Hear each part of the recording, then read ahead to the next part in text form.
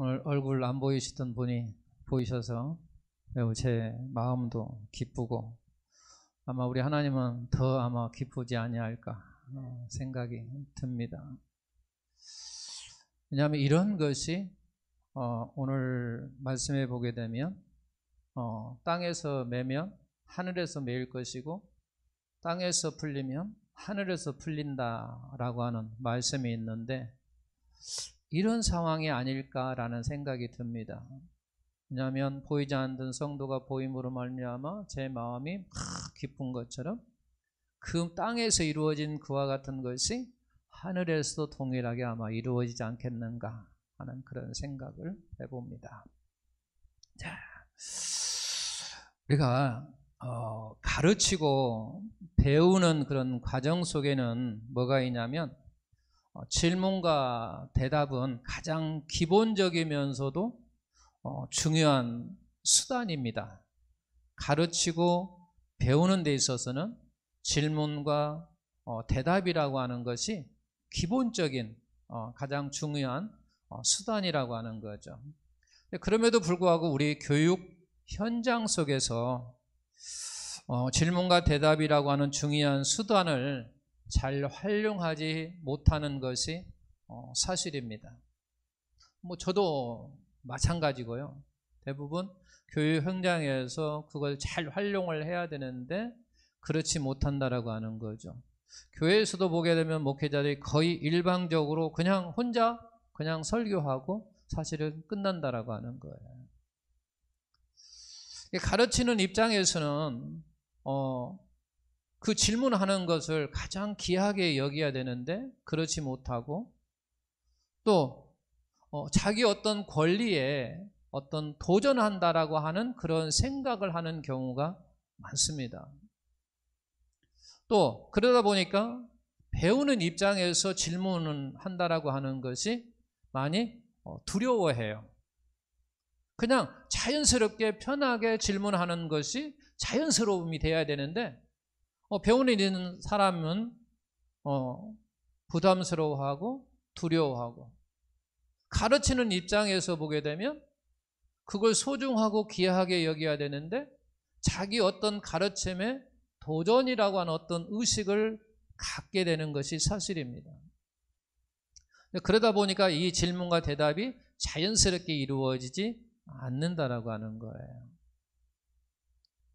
그런데 복음서에서 우리 주님의 가르침과 배움 속에서 한번 가만히 보게 되면 우리 주님은요 질문과 가르침의 그와 같은 말씀 속에 이루어진 것을 알 수가 있습니다.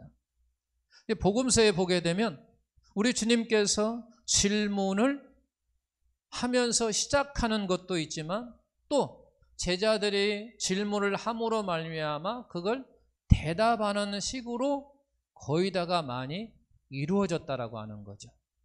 복음서는 거의 다 그런 식으로 내용이 이루어졌다라고 하는 거예요. 오늘 요한복음 9장 1절에서 3절 말씀 가운데 2절에 보게 되면 그렇게 예수님의 제자들이 예수님께 질문을 하거든요. 이 날 때부터 맹인이 누구의 죄로 말미암아 그가 맹인이 되었습니까? 라고 질문을 해요. 그가 자기 죄로 인해서 맹인이 됐느냐? 아니면 그의 부모로의 어떤 죄로 말미암아 그가 맹인이 됐느냐? 라고 질문을 합니다. 그에 대한 대답이 우리 주님께서 대답을 해주십니다. 그의 죄도 아니고 그의 부모의 죄도 아니고 하나님께서 하시는 일을 나타내고자 하신 것이다 라고 그렇게 대답을 해주십니다. 그 다음의 내용은 우리가 잘 아는 것처럼 우리 예수님께서 침을 땅에 뱉으시고 그 흙을 으깨서 그의 맹인의 눈에서 딱 세우시고 가서 실로암 가서 씻으라 라고 명하십니다. 그리고 그 맹인은 실로암 가서 씻고 눈이 뜨였습니다. 할렐루야.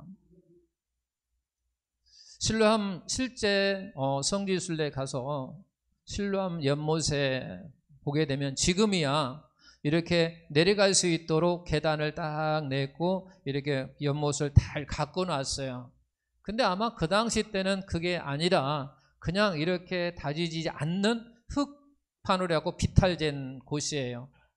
일반 사람도 눈을 가지고 일반 사람도 내려가기가 쉽지 않는 그와 같은 비탈된 곳이에요. 그럼에도 불구하고 그는 예수님의 말씀을 믿고 나아가 비탈진 그런 곳에서 내려가서 눈을 씻고 나왔다라고 하는 말씀이 그 전체적인 내용입니다. 그런데 이제 제가 이야기하고자 하는 것은 예수님의 제자들이 예수님께 질문을 했다라고 하는 거죠. 그 제자들의 질문 속에는 그 당시 사람들이 가지고 있었던 잘못된 견해, 잘못된 어떤 생각, 어떤 사상, 그런 신학을 가지고 있었다라고 하는 거예요. 그럼에도 불구하고 그들은 그 잘못된 어떤 견해, 잘못된 어떤 생각을 가지고 있음에도 불구하고 그들은 그와 같은 것을 잘 몰랐어요.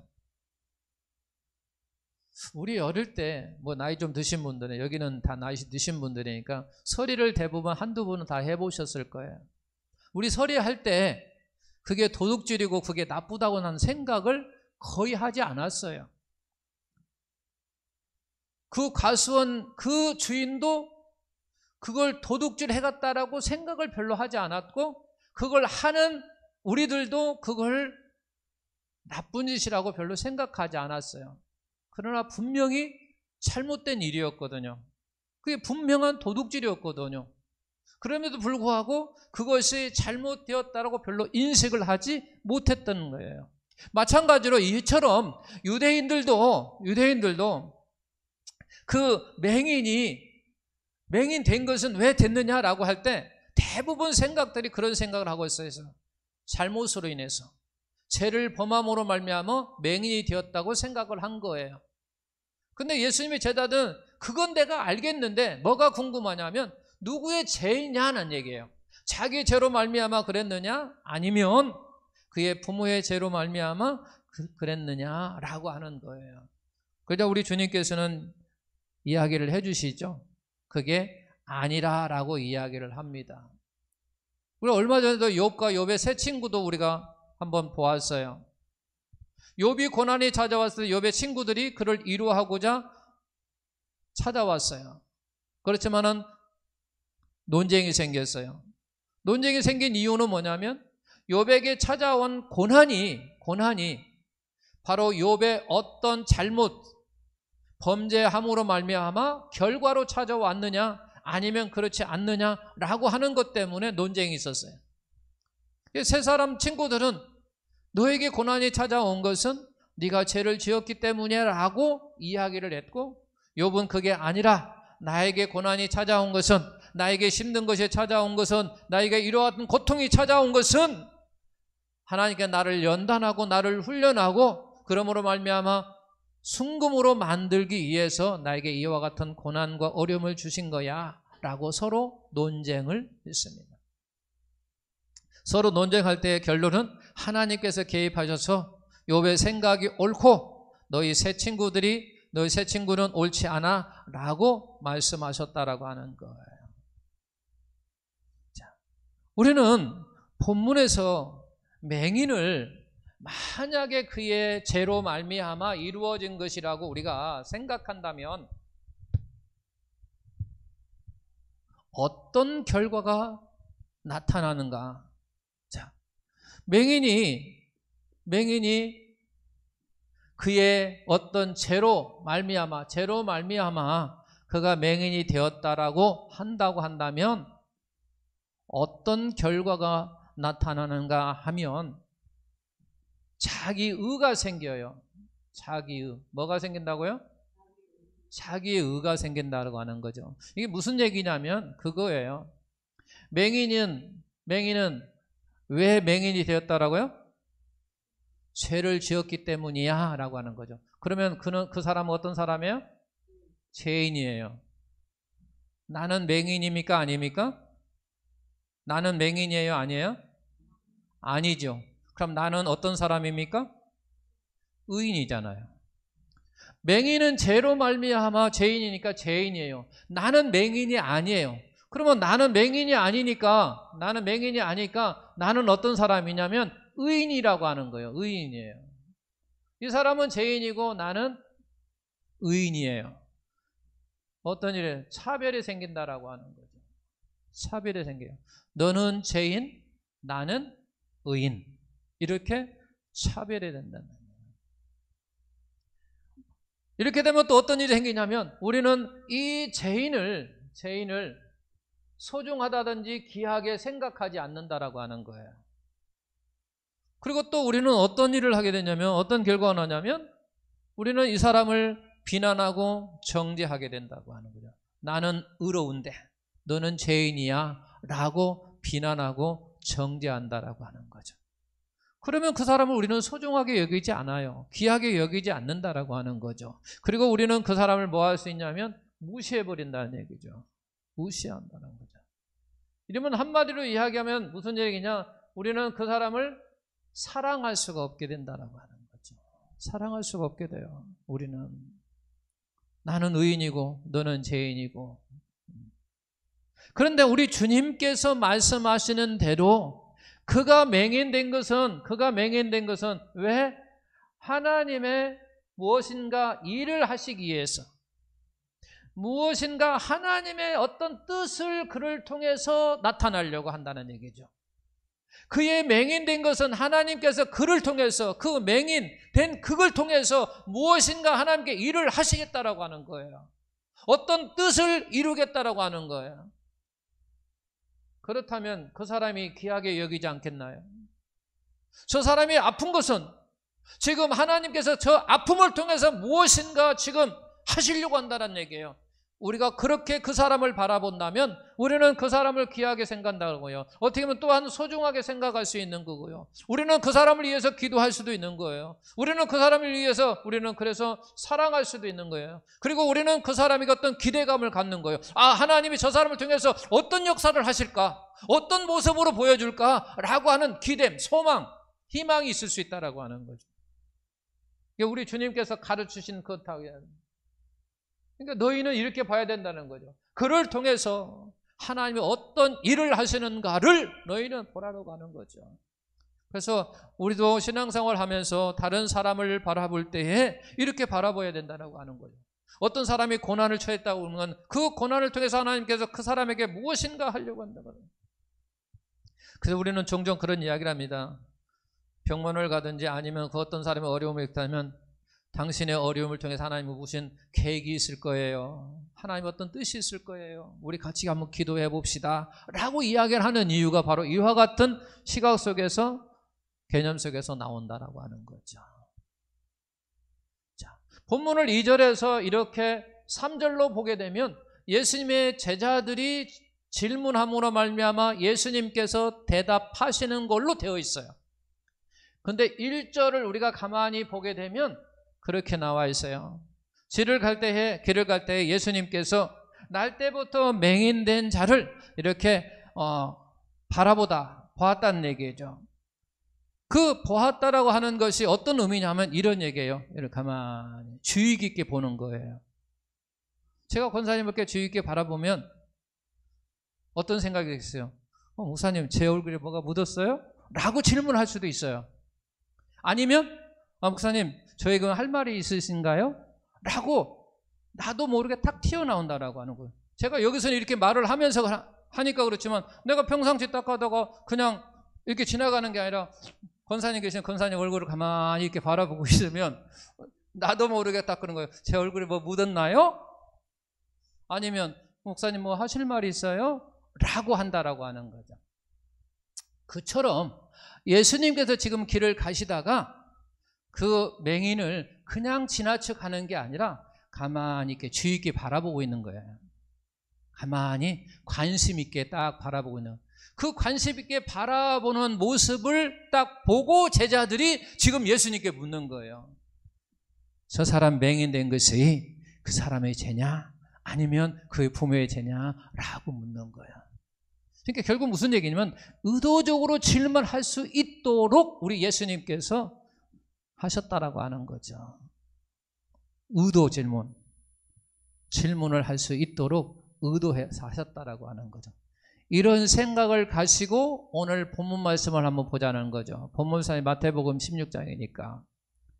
자, 우리 주님께서는 가만히 바라보셨어요. 그래 바라보시니까 예수님의 제자들이 그걸 보시고 질문을 하신 거예요.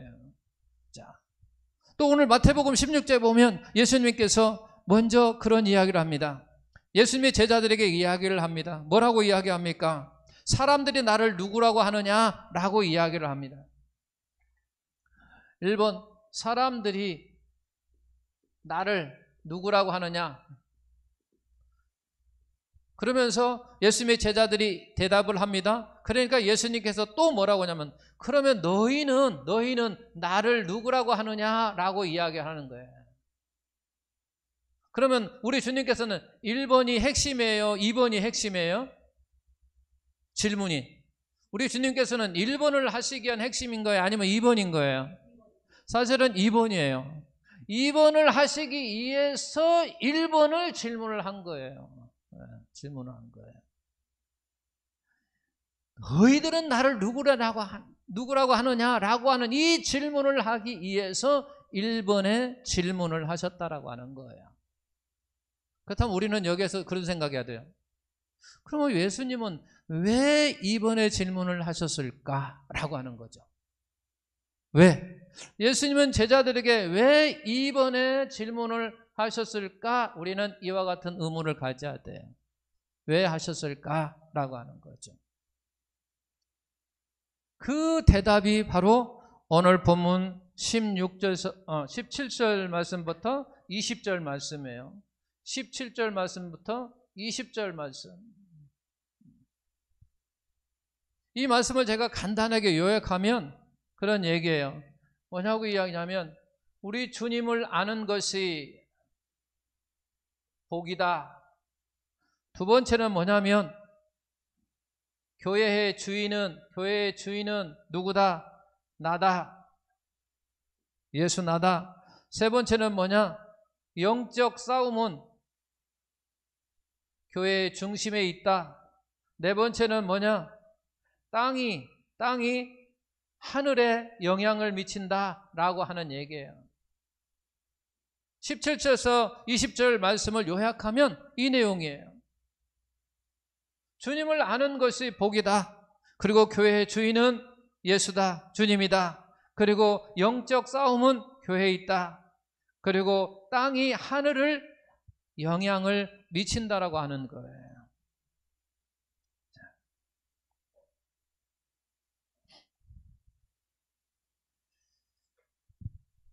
사람들은 주님을 선지자 중 하나라고 오해했습니다. 그런데 반면에 베드로는 우리 주님을 아주 정확하고 분명하게 우리 예수님에 대해서 알았다고 하는 거죠. 그 아는 것에 대해서 우리 주님께서 뭐라고 하냐면 바요나 시몬아 내가 복이 있다라고 이야기한 거죠. 내가 복이 있다. 그것을 알게 하신 이는 하나님이라는 얘기죠. 그러니까 결국 무슨 얘기냐면 베드로가 예수님에 대해서 분명하고 정확하게 안 그걸 가지고 우리 예수님께서 내가 복이 있다라고 말씀하셨다라고 하는 거예요. 그래서 주님을 아는 것이 복이다라고 하는 거예요. 그래서 우리는 주일날마다 아니면 수요일 저녁마다 예배에 우리를 하나님께 예배 드리는 것은 이런 측면에서 보게 되면 뭐 받기 위해서 예배를 드리는 거예요? 복 받기 위해서 예배 드리는 거예요. 이런 측면에서 본다면 우리는 예배를 왜 드리느냐라고 할 때 복 받기 위해서 드리는 거예요. 그 복이 뭔데요? 예수님을 알아가는 것, 더 아는 것, 우리 하나님을 더 아는 것, 우리 하나님을 더 많이 알아가는 것. 그래서 내가 많이 우리 주님을 알면 알수록 나에게는 엄청난 복이 나에게 임한 거예요. 이걸 세상적으로 만약 이야기한다면 세상의 복이라고 하는 건 뭐예요? 물질이잖아요. 세상의 복은 물질이에요. 뭐 구체적으로 이야기하면 돈일 수 있다라고 하는 거죠. 내가 열심히 직장에 가서 돈을 벌어요. 오늘도 벌고 내일도 벌고 모레도 벌고 그래서 일부는 쓰고 남으면 딱 저축을 하고 하다가 나에게 어려움이 오면 그것 가지고 나에게 그 어려움을 해결을 합니다. 이게 세상적인 이제 살아가는 방법이에요. 그러나 우리 하나님의 자녀들은 그게 아니라 내가 주일날마다 아니면 수요일마다 아니면 새벽마다 늘 복을 받고 복을 받고 복을 받고 복을 받아 보니까 그 복이 넘쳐. 그럼 저축이 되어 있어. 근데 나도 어느 날 순간에 고난이 와, 나에게 어떤 날 고통이 와, 힘든 날이 와. 그럴 때 그 복이 나를 위로하기도 하고 나를 격려하기도 하고 나에게 힘이 되어지고 내가 다시 일어날 수 있는 그와 같은 것이 되는 거예요. 그 말씀이 나를 위로하고 그 말씀이 나를 격려하고 나를 일으키고 힘이 되어지는 그 능력의 말씀이 된다라고 하는 거예요. 그래서 우리는 복을 많이 받아야 돼요. 세상의 복도 많이 받으셔야 되지만 우리 하나님과 관계 속에서도 복도 많이 받아야 돼요. 그래야 우리가 영적으로도 나에게 어떤 고통이 왔을 때, 어려움이 왔을 때, 힘듦이 왔을 때 나를 위로하고 격려할 수 있고 내가 다시 일어나서 하나님 앞에 나아가 머리 숙이고 고개 숙이고 무릎 꿇을 수 있다는 거예요. 우리는 복을 받기 위해서 매주마다 내가 오는 것은 이런 측면에서 보면은 복 받기 위해서 오는 거예요. 복 받기 위해서. 그리고 내가 복을 받고 넘쳐가지고 딱 저축해 놓으면요 어느 순간에 그게 나에게 쓰여져.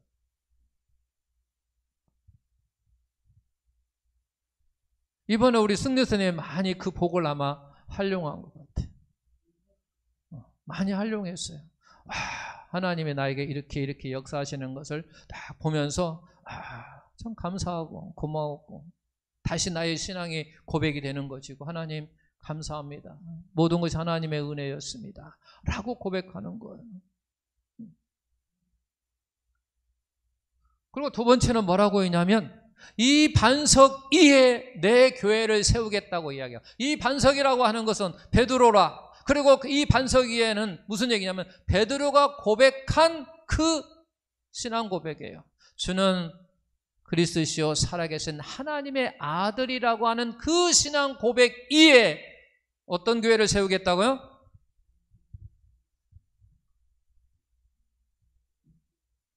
내 교회를 세우겠다 그럽니다. 내 교회, 목사교회. 네? 교회는 목사가 아닙니다. 교회는 주인은 누구라고요? 교회의 주인은 누구라고요? 확실하게 이야기했어요. 교회의 주인은 누구라고요? 오늘 성경이 뭐라고 되어 있어요? 이 반석 위에 내 교회를 세우겠다고 말씀하신 거예요. 우리 주님께서 세우신 교회. 그러니까 주님이에요. 교회의 주인은 누구예요? 예수님. 교회의 주인은 하나님이라고 하는 거예요. 목사도 아니고 장로도 아니고 교회 오래 다녀서 헌금한 사람도 아니고 건축헌금 낸 사람도 아니고 누구라고요? 주님이랍니다. 주님이에요. 교회는요 두 가지로 우리가 나눠줘요. 유형, 무형. 유형 교회와 무형 교회로 나눠져요. 유형, 형태가 있다라고 하는 거죠. 형태가 있는 것은 예배당을 이야기하는 거예요. 무형, 형태가 없어요. 이건 성도를 이야기하는 거예요. 이것을 같이 이야기하는 거예요. 그냥 교회라고 이야기하는 거예요. 그래서 내 교회를 세우겠다라고 하는 것은 예배당을 세웠다라고 하는 얘기는 그 예배당의 주인이 누구냐면 우리 주님이라고 하는 얘기고 성도를 가르칠 때는 나도 주님이 주인이에요. 우리의 주인은 누구다고요? 우리의 주인은 누구예요? 예수님입니다. 정확하게 이야기하십시오. 우리의 주님은 저나 여러분의 주인은 누구냐면 우리 주님이에요. 주님. 우리 주님께서 통하여 우리의 안에 성령을 넣으셨어요. 그 주인은 누구야? 고린도전서 6장에서는요 정확하게 말씀하고 있어. 내가 너를 핏값으로 사셨다 그런 얘기예요. 내가 너를 핏값으로 샀다는 얘기예요. 내가 십자가에 못 박혀 죽으심으로 말미암아 내가 피를 흘림으로 말미암아 내가 너를 샀다라고 이야기해요. 그래서 너는 내 것이다 그렇게 이야기한 거예요.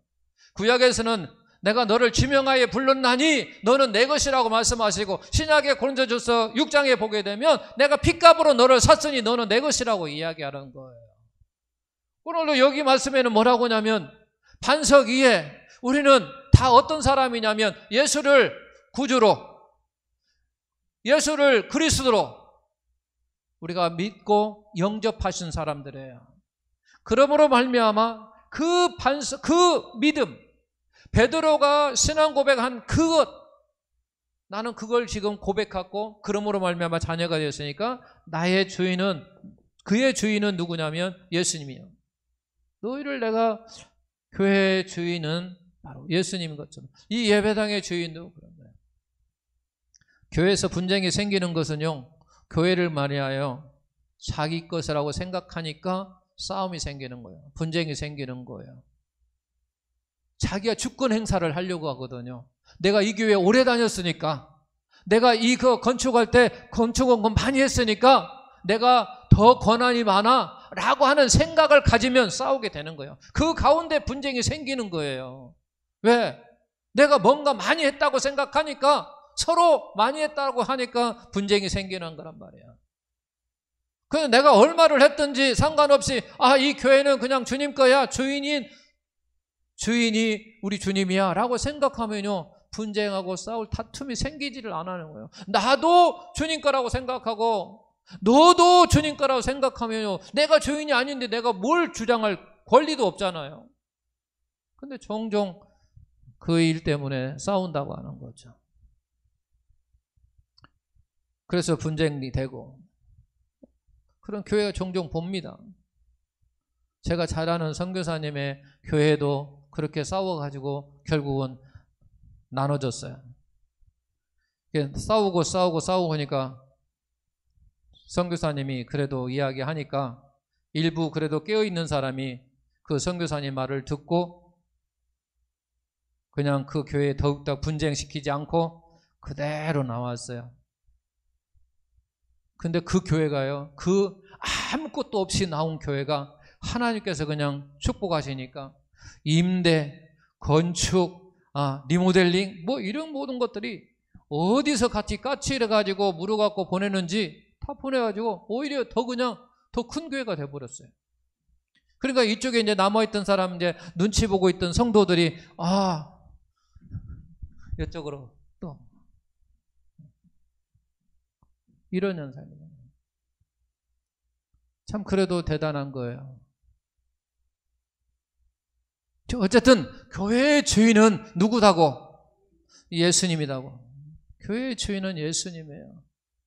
그래서 목사는 그 교회에서 사례비 받고 그 목사의 직분만 잘 감당하면 되는 거예요. 그리고 때가 되면, 이제 또 정년이 되면 또 은퇴하고 다른 사람이 와서 또 하는 거예요. 내 교회가 아니에요. 그리고 세 번째는 이제 보게 되면 영적 싸움은 우리 주님이라고 이야기하는 거예요. 교회의 중심에 있다라고 하는 것을 이야기하고 있는 거죠.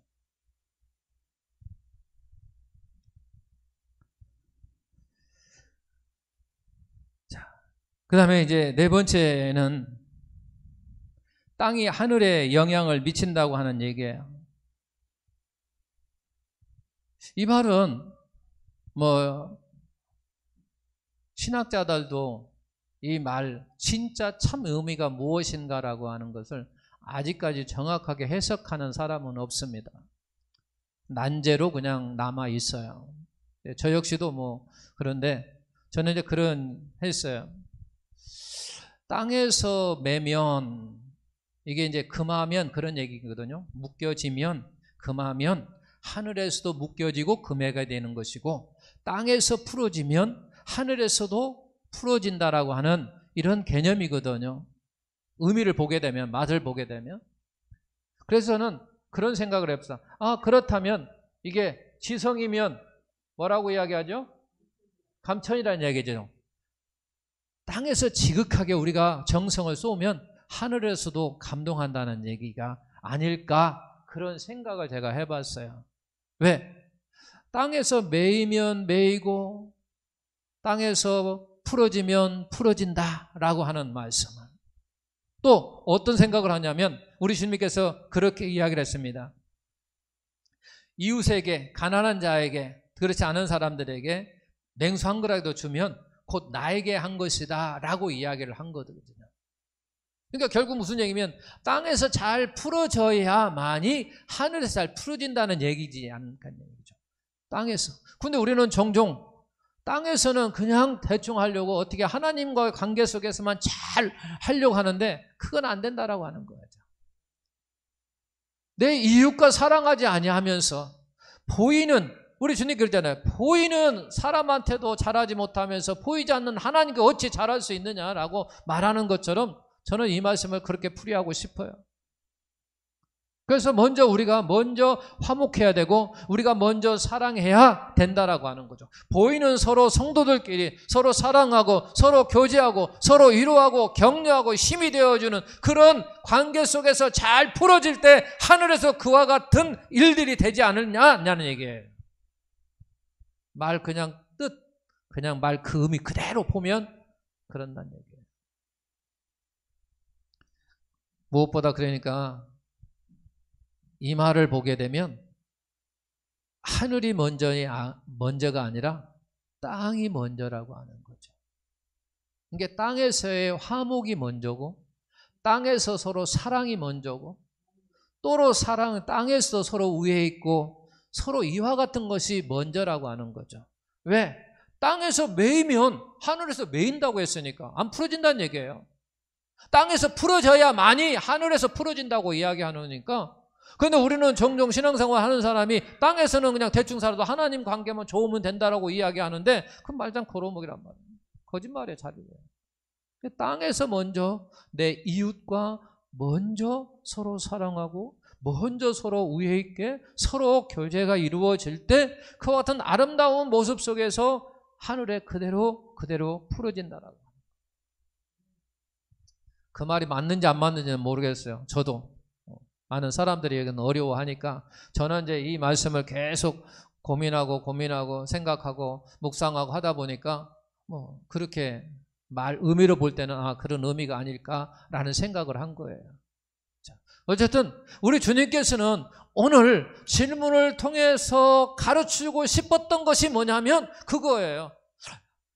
주님을 아는 것이 너에게는 복이다라고 이야기하는 것이고 그리고 교회는 내 것이야 라고 말하는 거예요.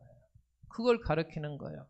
이 당시 때는 예배당이 이렇게 있지 않았으니까 결국 무슨 얘기냐면 너의 주인은 그런 얘기예요. 베드로 네 주인은 나야.